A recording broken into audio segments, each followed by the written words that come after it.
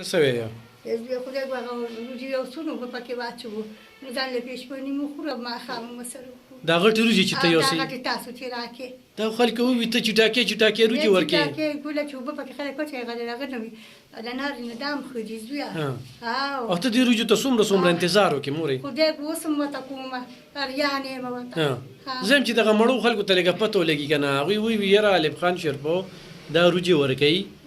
خدای به ډېرې سختې راباندې تېرې شو تېرېږم زمونږ دپاره دا هم ښه دي او زه ورته یم دې وریجو سره خلکه پېشمني هم کوي وایي په دغې ور وچو اوبه پکې ور وچول او پېشمني یې مو وخورو ماښام یې مو وخورو یو تی یو بل څوک دې سره یو مې هغه ده بس لور او مور ورته کښېنې د خدای او دا غټې وریجې وخورې او خدای به زه روجه هم پخورې ده او څومره خلکو چې خبرې وکړه چا هم دونه وی که نه چې یاره دا وریجې د چټاکۍ نه هر څه ښه دي هر څه ښه دي زمونږ دپاره ستاسو د پوښور هم ښه دي خو چې بندې وخوري الله بیا پکې ډېر خلک وي مورې وي کیمرې ته راغله نو چې کیمرې ته راغله نو کیمرې ته وخوړې یا بچې د ډېره ناچاره نه خلک ګرځي نه آی خلکو له کیمرې له ځي چې یاره ته هم په کیمره راوله خو څه خوراکه که نه څه خوراکه که نه نو څه راکې هم نو خبرې هم راپسې کې بس الله پاک شته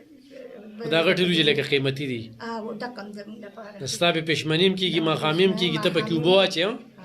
هر څه پکې کېږي ګرانو کتونکو ریښه درته ووایم دا غټې وریجې لکه روژه ماتې کې غټې وریجې تېرېدل دا ډېره ګرانه ده